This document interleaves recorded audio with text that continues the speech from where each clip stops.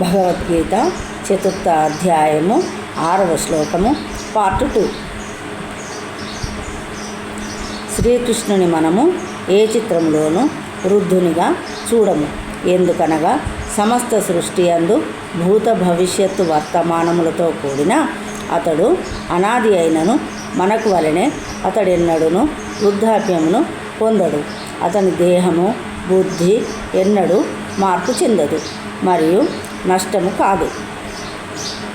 కనుకనే భౌతిక జగత్తునందున్నప్పటికీ అతడు పుట్టుక లేని వాడే, సచ్చిదానంద విగ్రహుడే.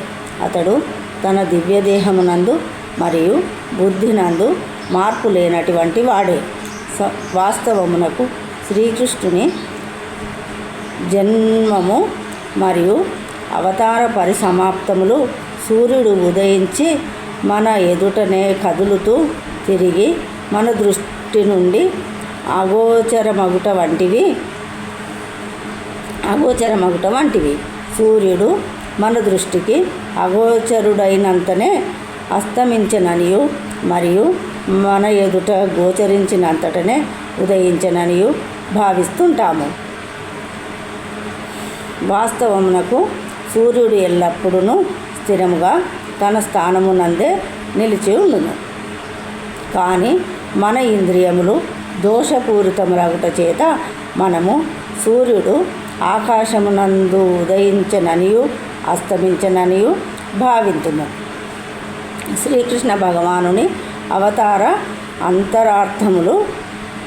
అంతరార్థనములు సామాన్య జీవుల జననము అస్తమయములకు పూర్తిగా భిన్నములగుట చేత అతడు తన ఆంతరంగిక శక్తి కారణముగా సచ్చిదానంద స్వరూపుడనియు మరియు భౌతిక ప్రకృతి చేత ప్రభావితుడు కాబోడనియు నిరూపితమగుచున్నది.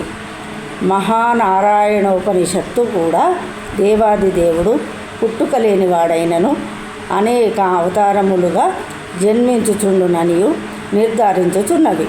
పద్మపురాణము కూడా భగవానుడు జన్మించినట్లు గోచరించినను దేహాంతర పరిణామము లేనివాడయ్యుండునని తెలుపుచున్నది. శ్రీకృష్ణుడు తన తల్లి ఎదుట చతుర్భుజములతో మరియు షడైశ్వర్య సంపన్నమైన అలంకరణలతో దర్శనమిచ్చునని శ్రీమద్భాగవతము తెలుపుచున్నది. అతడు తన ఆది అయిన మూల రూపముతో అవతరించుట జీవులపై అతనికి గల అవ్యాజ కృపయే అందులకు కారణము. తద్వారా వారు వివిధ మానసిక కల్పనల చేతను భావనల చేతను మాయావాదులు తప్పుగా ఊహించు రూపములతో కాకుండా దేవాది దేవుని యథార్థ రూపమునే జీవులు ధ్యానించు అవకాశము కలుగును. విశ్వకోశ నిఘంటువును అనుసరించి ఆత్మమాయ అనగా భగవానుని అవ్యాజ కృప అని భావము. శ్రీకృష్ణ భగవానుడు తన పూర్వావతారములను మరియు వాటి అంతరార్థములను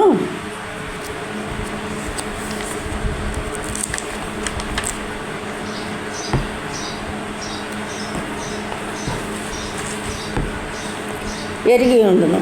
కానీ సామాన్య జీవుడు నూతన దేహమును పొందినంతనే తన పూర్వపు దేహమును గూర్చి పూర్తిగా విస్మరించును.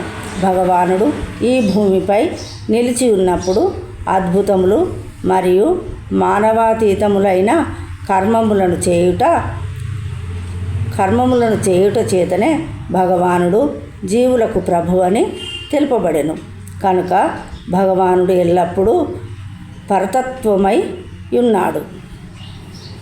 అంతేకాకుండా అతనికి మరియు అతని రూపమునకు మధ్య ఎట్టి భేదము లేకుండును. అట్టి భగవానుడు ఈ జగత్తునందు అవతరించి తిరిగి అంతరార్థమవుటకు గల కారణమేమిటను ప్రశ్న ఉదయింపవచ్చును. ఈ విషయము తర్వాతి శ్లోకమునందు వివరింపబడినది. జై శ్రీకృష్ణ.